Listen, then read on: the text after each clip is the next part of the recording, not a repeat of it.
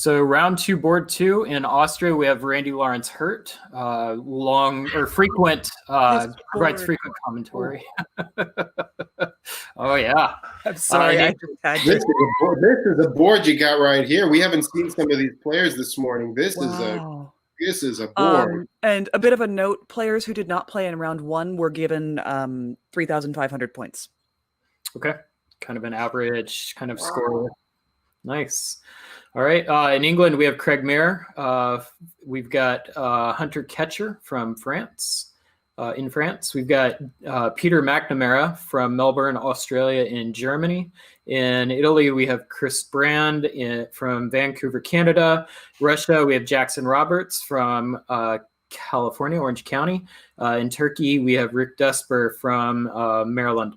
So this is a board of death, I believe we call this, and I can't wait to watch this. Siobhan, we'll start with you. What stands out to you? I mean, I just want to spend some time on this matchup because this is brutal. I mean, we've got some of the best players and former world champions, and I mean, the only player who's somewhat unfamiliar to me is Jaxon Roberts in Russia. But wow, I mean, the West is Craig Mayr, Hunter Katcher, and Peter McNamara. Oh my God. Yeah, Peter McNamara just coming off of being the board leader the tournament leader going into the top board of Weaselmoot, came in second at Weaselmoot. He is currently ranked 6th in the DBN Invitational, one of the top players in the world right now, obviously. In Hunter, we've already seen a strong result from him earlier in the day. England, we saw Craig, who's been a fantastic player. I mean, yeah, it's stacked, but the East is stacked too. I'll put out a shout for Rick Desper also, who we haven't seen in too many of these events. And, I don't know how much he's been playing lately, but Rick is a longtime pick kisser and a brilliant, brilliant person, and a hugely analytical, an analytical approach to the board.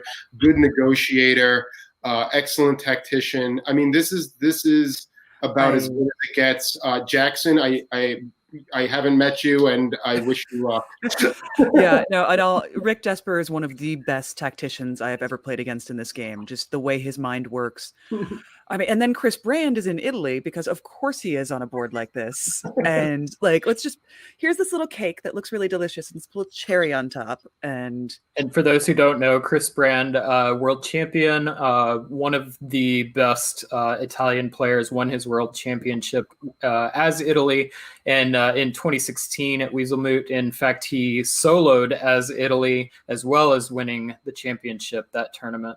So are we going to see the most boring opening in the history of the tournament? It's going to be so dull when we set this up. Everybody's going to be so cagey and so let's get to it. I mean, I got to see what happens here. Yeah, let's make the commenters talk for 5 minutes about how interesting this board is going to be, and then just give you the most vanilla openings ever. That's what happens in a lot of games like these, right? Because nobody wants to make a mistake early in the game and set somebody off. So. Often the first person to make an aggressive move is the one that gets jacked. So, I'm just going to say, how happy was Randy Lawrence Hurt in Austria when Chris Brand sat down as Italy right next to him? No, I have heard Chris say that Italy wins by taking Balkan dots. So we'll see. That is exactly his. So, oh my goodness. All right. Well, let's get right to it. We do not have a top board at this tournament, but this will have a top board feel. Siobhan, why don't you lead us off in spring of 1901? Okay.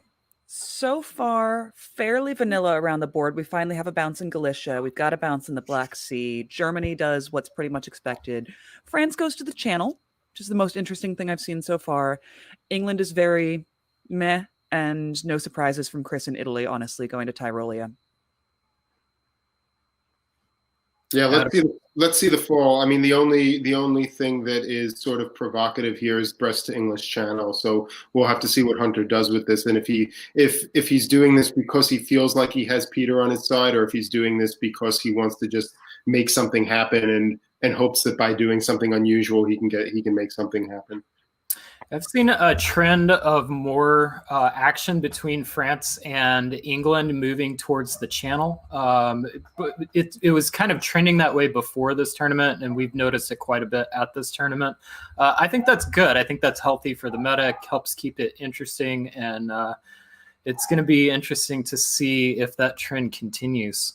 I'm not sure, and I would love to see a retrospective analysis of this, but my gut feeling, at least, from what I've seen today and what I recall seeing in previous occurrences, is often the one who opens to the channel is not the one who benefits in the long run. And I'd be interested in seeing like a retrospective meta-analysis on some games and seeing what that looks like.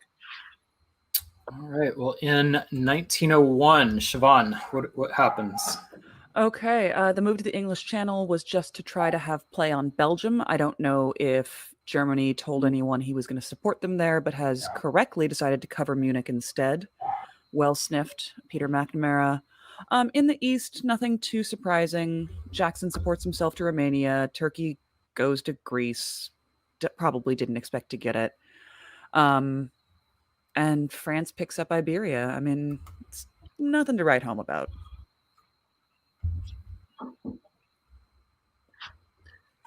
Yeah, I don't think there's much more. I don't think there's much more to say here, right? I mean, without knowing the diplomatic situation, which I'm sure there's a lot going on, but I would imagine a lot of people are being very cagey on this board right now. I think the most meaningful thing is that Russia put their fleet into Romania and that Turkey did not go to the Black Sea. That to me is quite interesting because those two things are a little bit at odds with one another, right? With what you would expect on an RT agreement. So I think we'll have to see how that plays out. But otherwise, there's not a lot to be learned from these moves, actually. Yeah, maybe they're trying to pop the fleet or something clever like that. So, all right. So in winter of 1901, England, Craig builds Fleet Liverpool, fully committing to a anti-French strategy, one would assume. Hunter's responding by building Fleet in Brest and Army Paris. Chris is building the only sensible 1901 build for Italy with Fleet Naples. Rick builds Army Smyrna. Jaxon builds Fleet Sev, which is very and telling. Army St. Pete. And Army St. Pete, yes. And Peter builds Kiel and Fleet Kiel and Army Munich. So Siobhan, what stands out to you?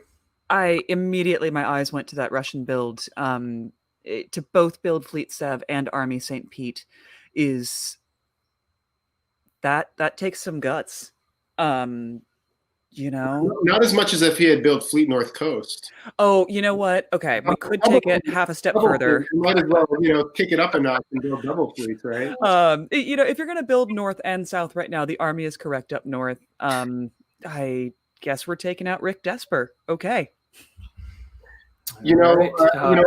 I commented in one of the previous games in the early feed that I'm not a huge fan of or maybe it was actually just the previous board, that I'm not a huge fan of the Fleet Sev. But I will say that in the previous game, that was around 03 or 04, where at least you have a sense of the board dynamic and probably have a sense of what you can get away with it. And a board like this to build Fleet 702 is very, very dangerous because you really need to have a lot of confidence that Austria is on your side and probably Italy's on your side early on. And maybe Russia has that sense and really feels that he can get away with this, but this can be really, really dangerous. We will see.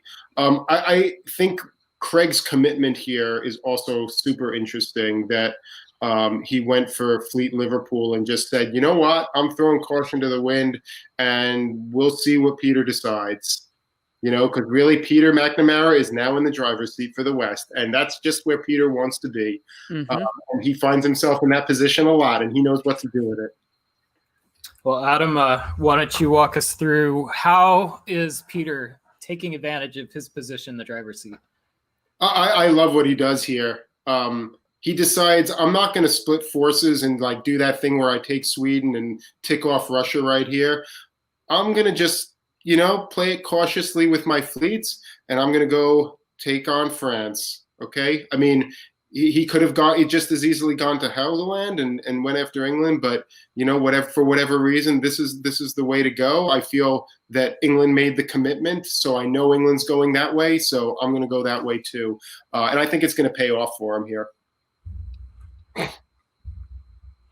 Siobhan? Yeah, and meanwhile in the east, we see the failed attempt to take the Black Sea. Tried the riskier option, which at this point I wouldn't have done. You could have covered Romania from Ukraine, take the guaranteed option if you want the Black Sea, and then shift things around. But I see why he wanted it. It just, why would the Turk not go to Bulgaria? Maybe Randy promised him that he would attack Bulgaria and it would be a moot point. I don't know. I'll also point out that the Italians moved up to Venice and are now sitting in Tyrol with Venice. I think Randy's got some things to think about with Chris in that position. Mm-hmm. All right. Adam? Yeah, so this time Russia does take the Black Sea, does it actually the same way as last time, and it works this time because the Turks probably wisely decide to support themselves in Bulgaria rather than cutting Romania. So that's good. We also have the Austrians moving up to Bohemia, which is kind of interesting and risky in this kind of position, but maybe now there's three different colored units all bordering Munich, which I guess they decided having Pete McNamara in the driver's seat in the West is maybe not in everybody's interest on this board. So that's kind of cool. Otherwise, yeah, not a lot happening. A lot of red arrows in the West. Siobhan? Yeah, no, absolutely. It's, Chris Brand, as is so often his style, does nothing with most of his units, and it will probably wind up in his favor because it always does. And Peter McNamara, yeah, just continues the driver's seat. I'm loving the flow of this game. I think Jaxon is playing okay, but I think that someone has charmed him, and it's not going to work out long-term for him. Yeah, I think the only thing I'd point out is I wonder if Randy was just trying to clear Vienna for a build. Bohemia, if he thought he was going to pick up Serbia, might help him push Tyrolia or something like that. But yes, I agree that was a little play. It makes sense. I hadn't seen that yet. So, all right, winter 1902. It looks like the only build was by Peter with the army in Berlin. So looking to protect his border from either Russia and or Austria. And that looks like that's it. So we'll keep pressing on. Siobhan, why don't you take the lead here in 1903? Yeah, absolutely. So Austria and Russia continue to carve up Rick Desper in Turkey. It'll take them a little while. And Chris is dropping a fleet into the Aegean. We'll see who that's there to help. I would presume that Chris Brand wants a piece of this pie before it's gone. But now with Smyrna and the Eastern Med, he's got to cover Ionian from letting the Turks just continue to slip over there behind him. And then up in the west, a bunch of red arrows around Scandinavia. And Germany does a little shifting, but nothing too major. Yeah, I mean, I really don't like what Russia's doing in the north. This self-bounce in somebody else's center is just it's antagonistic. I think you're in a position where England does not want to convoy an army to Norway. He's doing that because he feels like that's what he needs to do. Look, he doesn't support it there. I mean, he's a Norwegian hold. He doesn't even want to be doing this. This is so inefficient unit-wise. I'm sure England would rather be going out to the North Atlantic right now. Pull that army in St. Petersburg down to Moscow. Pull it down to Livonia so you can go to Prussia. You don't need it there, and there's a lot better things you can be doing. You want to be working with England in this situation, not doing what you're doing, not wasting 2 units every turn. Mm-hmm. All right, well, in fall of 1903. And we see those units wasted again, but this time the English player supports himself into Norway with the fleet, not trying to convoy the army again, which I think makes a lot more sense. I don't think you want that army over there. And Russia fails to get anything further off of Turkey this year. And the fleet's down in the southeast, little bouncy bounce between the Austrian and the Italian, probably planned. And the Germans take the English Channel with English help. So that's fun. Yeah, I mean, there's a lot of like weird stuff going on here, right? Like the Ionian, like Austria and Italy bouncing in the Ionian Sea is a little strange right there. What got to ask ourselves, why is that happening? And again, this kind of goes to this issue with having those two fleets in the south. I mean, Russia really has very limited options in terms of what they can accomplish with those two units right now. And without some more help, it's going to be very challenging for them to make progress. I guess the one other thing I'd point out, just a very small point, but I think a minor error on the part of England, that army in London probably should have gone to Yorkshire so that they could cover Liverpool with the army and not have to use their fleet in Wales. Actually, very good point. There was the French weren't going to try and walk into London right here. There was no need to hold. Actually, I take that back. They dislodged the fleet, so he needed to stay in London, so he couldn't retreat there. Yes, it would have made it open for a retreat. I'm sorry. That was my mistake. He did the correct thing there. Hey, I thought the North Sea bordered Picardy earlier, so. All right. So for adjustments, Rick is disbanding the fleet in Ankara. Randy takes advantage of the build from Bulgaria by building the army in Budapest. Continue on here. Adam, why don't you take the lead? What do you see? Yeah, let's start in the West. And I think the really fascinating thing is the French support the Italians up to the mid-Atlantic while moving up to the North Atlantic, setting themselves up to have a good shot at taking Liverpool in the fall, but also setting up the Italians for a free walk into Portugal if that's what they want to do. Elsewhere, we see Germany pulling back a little bit so that they can defend Berlin if needs be. And we see in the south, self-bounced by Austria and Tyrolia, sending some armies to the south, probably want some more flexibility with what to do with that Greece situation. Yeah, we're not all working that well together, and Russia's seeing how slow going this can be. Again, Russia continues to do this self-bounce in the north, and I don't know why. Yeah, I was just gonna say that I really, really want to find Jaxon's phone number and text him and let him know that St. Pete and Sweden can do something else. It's okay. Well, I mean, there may not be much else for Sweden to do, but I mean, if you think back, I think it's 2 turns when England willingly vacated Norway. Once England did that, why do you need to be in St. Petersburg? Now England needs to stay there, which in some ways means you need to stay in St. Petersburg. And so now you're wasting 2 units instead of, having productive things to do. So I really, this is kind of the ripple effect that things have over time, right? And you don't necessarily see it when you first do it, but here we are, and it's going to be hard to disengage those units now. Yeah. Well, and the other thing I'll say for Russia, like you said, Adam, is that it's so slow going against Turkey. And I just hats off to Randy Lawrence Hurt right here, because you have orchestrated this perfectly. You have found an ally in Russia who is in no position to ever attack you, who is going to continue to help you against Turkey, and you just get to walk into all of these dots.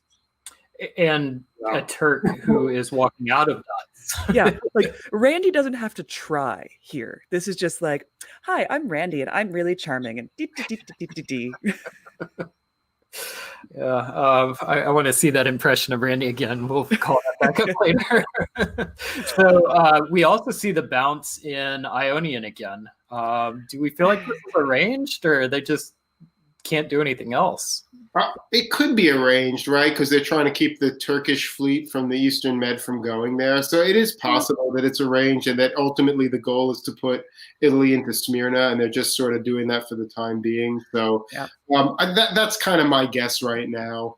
No, it makes sense to me, that self-bounce, because it means that it protects both Ionian and Aegean from the Turk. So this is where I get Rick Desper's phone number and I text him and tell him to support Greece to the Ionian. Totally, 100%.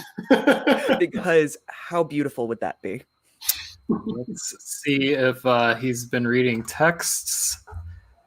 Nope. Well, Did he catch up?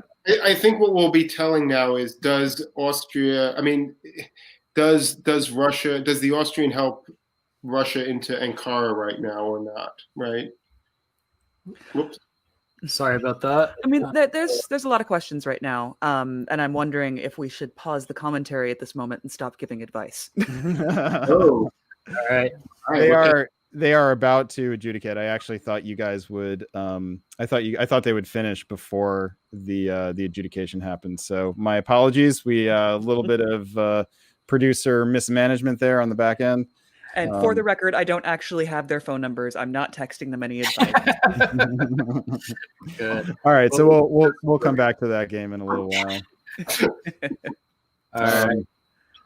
And I will just say on that game, really good balance of power play here. We've seen some squirrely games where it didn't look like anyone was trying to win it. This, to me, feels a lot more like a top board where everybody's carefully just trying to make sure nobody's getting ahead and everybody's staying in contention. There's a lot of play on this. I cannot wait to see what happens on this game. Hats off to the players, and Jaxon, you're on a board of sharks, and I know we've been a little bit critical, but you're holding your own, and I hope you find a dot somewhere because you're going to need it. I mean, there is a history of us being quite critical of players and then them coming back to do quite well on the board just to make us eat our own words. So, Jaxon, I hope that trend continues for you. Yeah, let's play. Let's finish out this season, and then we'll play Who Do You Like? So, Siobhan, why don't you lead us off with 1904? Okay, so fall 1904, the Italian fleet in Mao is just delicious. I always love it. He's not doing much with it yet, and I don't blame him. Chris has a lot of ground to make before that becomes truly useful and before he needs to start dotting people. Meanwhile, France takes Liverpool. That was inevitable unless the Italians interfered. England takes over Scandinavia. Well done. And some attempted shifting in the Turkish mainland, all to naught. Bleh. Adam, anything to add? France takes Liverpool but has nowhere to build. Yeah. Oh, you're right. Yeah, and Greece got into the Ionian.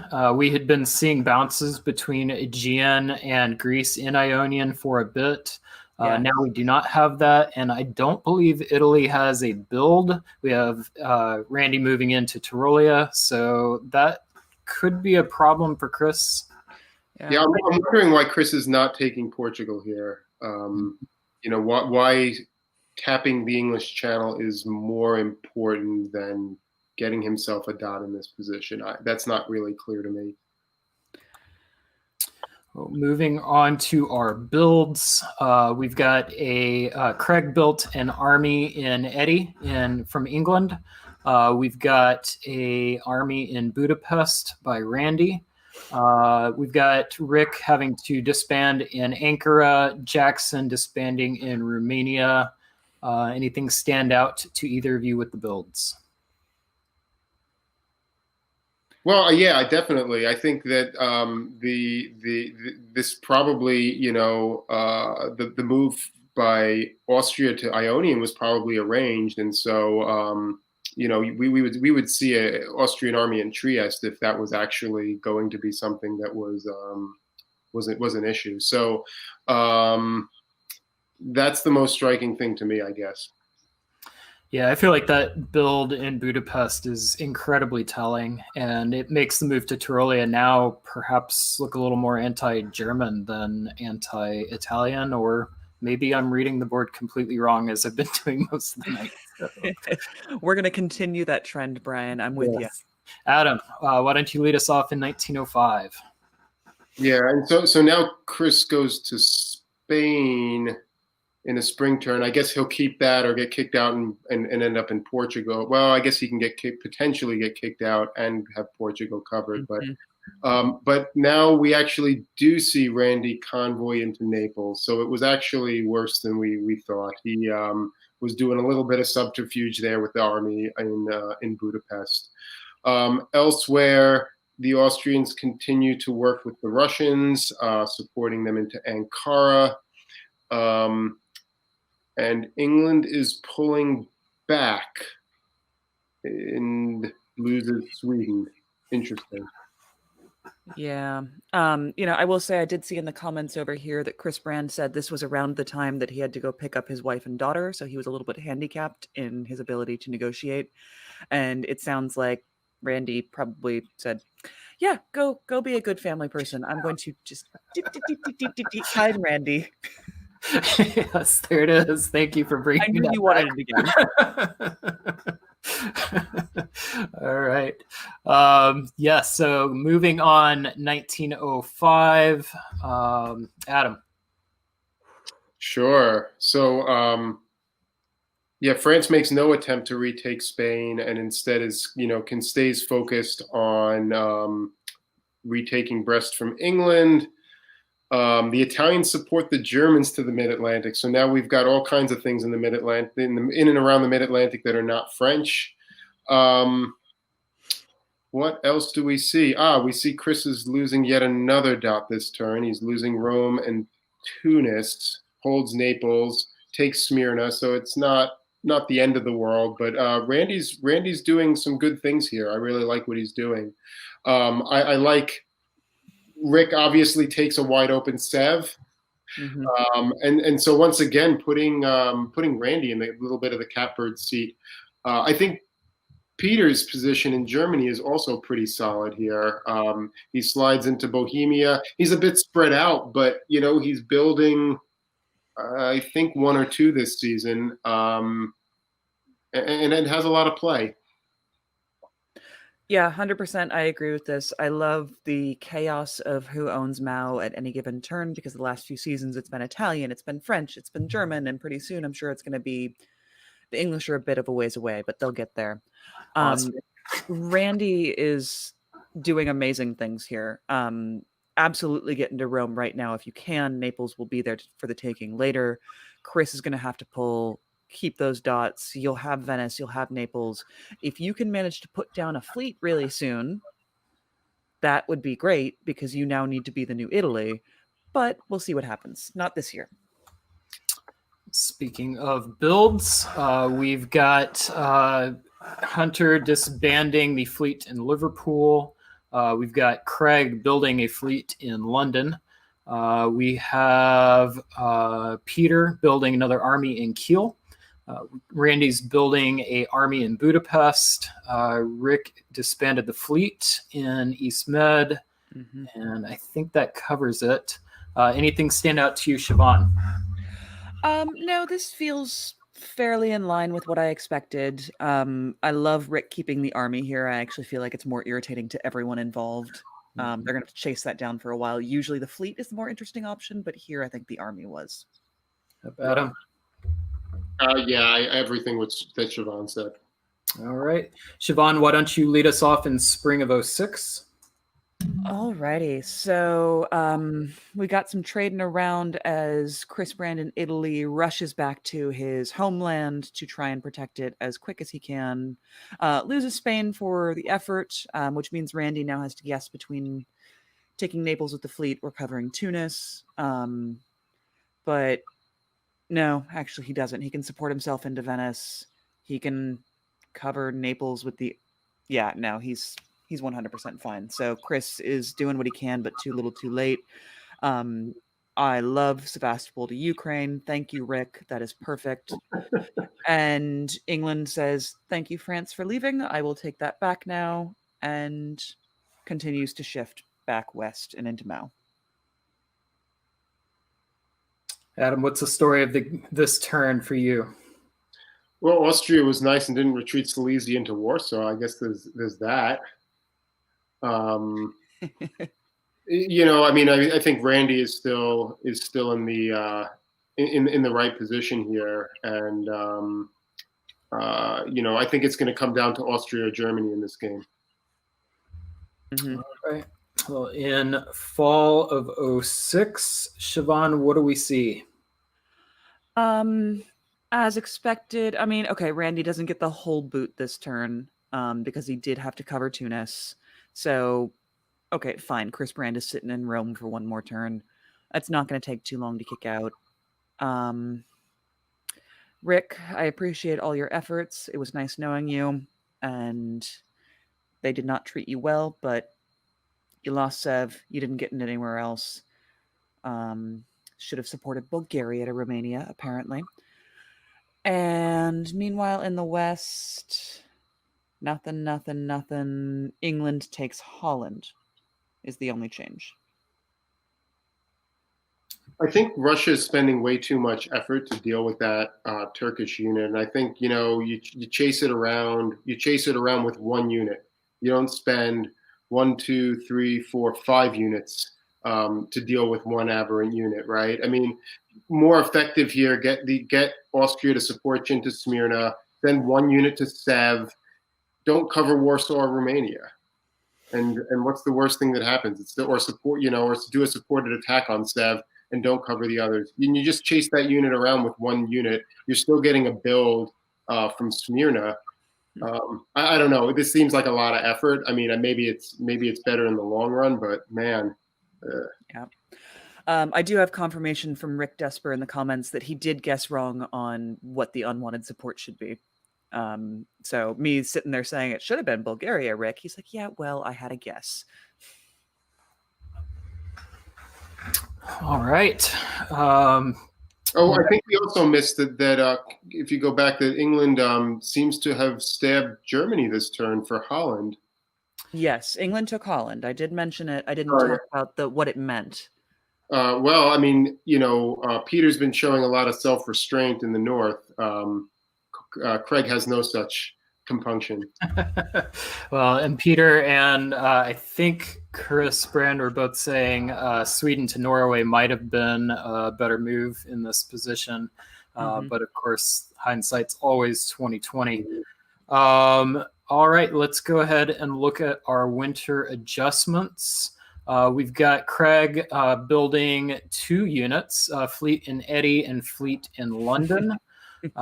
We've got, which normally in England, I like to see a mix of armies, but in such a time-limited game, there's a possibility the fleets may just be the better option here. We've got the army in Marseille. Chris, bless his heart, is disbanding in Piedmont, and Rome keeps the fun fleet. So we'll be curious to see if anything comes from that. We've got Peter McNamara disbanding in Tyrolia and Bohemia. We've got Rick, thank you for playing, disbanding in Ukraine, and Randy building in Budapest, and Jaxon building an army in St. Pete. So anything stand out from these builds to either of you? I mean, nothing stands out hugely for the builds to me. I mean, usually a double fleet build from England, I have some sort of issue with. I don't hate it in this moment. I think we are quickly spinning towards conclusion in this game. I don't see that it can go much longer. Yeah, I think the other games ended in 07, so they've got to be figuring 07, 08, something like that. It's really Randy's game to lose at this point. All right, Randy, lose it for me. All right. Spring of 1907. Adam, why don't you lead us off here? Yeah, and lose it, he's not going to, I think. You know, Russia continues to work with him, which is probably sensible. I'm not sure why Austria's in Galicia, probably to take Warsaw with Prussia in the fall. But so be it. What else? Convoy and army to Tunis. That's interesting. Rather than taking Rome with the army, I'm not sure I like it, but it's an interesting choice. Elsewhere, not a lot doing. Russia walks into Sweden. Not great for Germany. Yeah, I mean, the German walks out of Mao only for the Italian to retake it because Mao cannot be owned by the same power every season. I don't hate the convoy to Tunis so much, especially since they're spinning back to Endgame, and Randy probably knew that those fleets were going to move away, and now he can just walk into Rome with the fleet. Doesn't have to really care what his positioning looks like. If he knew this game was going to go on another few years, that's a different issue. So we'll see a couple more dots trade hands, but we're at the end here. Yep. Same for the move to Galicia. I don't know that I make that move except if I know it's the last year. So, All right. Well, for the fall, let's go ahead and bring Brandon Fogel back onto the stream. Brandon, welcome. Hey guys. All right. So real quick, what happened was the turn was adjudicated the game was drawn forcibly by the GM before the turn was adjudicated, and after a fuss, they managed to get the turns back and adjudicate it. And I was emailed a copy of the results, and with a little bit of what do you magic, mean there was a fuss thrown with those players on the board? There was a fuss thrown, and guess who the biggest fusser was? Yeah. Does it rhyme with Landy Horrence Burt? Indeed it does. And this is why. Let's see if I can blow this up a little bit.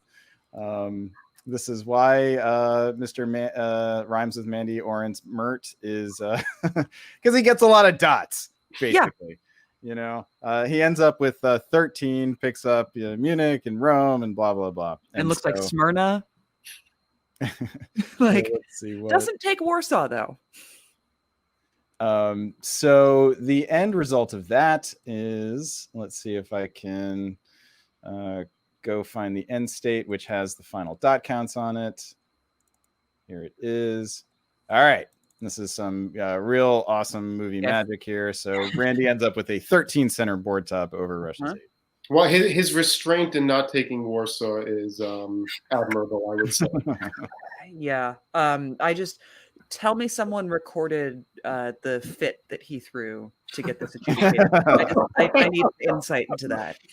All right. Well, in a little bit, we're going to get the tournament director, David Miller, on here. And we're going to have for the first time ever, we're going to have an award ceremony live the night of a tournament. So excited about that. And he'll be able to tell us just how big of a fit was thrown by DBN's own Randy Lawrence Hurt. So, all right. So we can, do you guys want to wrap up this game here? Do a little final thoughts and stuff? Yeah, absolutely. Siobhan, I'll let you go first. Is this the right result for this game? No, because Randy. No, I'm kidding. I love Randy. I've known him for years. Honestly, it was the right result. Randy played an amazing game. He took advantage of opportunities that were available to him that not a lot of players would have known to take advantage of in the way that he did. And I have a lot of respect for the way this game ended. And I probably would have thrown the fit to get it adjudicated too. So I shouldn't. Adam, how about you? Yeah, I mean, great job, Randy. He played a heck of a game, which, he does most of the time. Really well done. I will say, this was really really was a board of death. I mean, really a shark-filled board.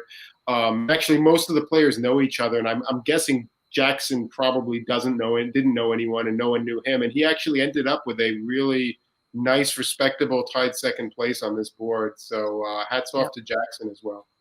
100%. And I'm just going to add real quick that Rick Desper says that Randy was annoyingly loyal to his Russian ally, to which Jaxon says no stabbing children, which tells me that Jaxon is probably younger and newer. And great result, Jaxon. Hope to see more of you in these tournaments. Absolutely. Absolutely. Yeah, I think shout out to Jaxon for sure, holding his own on this board of death. And Randy, well played. I mean, to manage this amount of personality, yeah, well done. Really, really fun game to watch.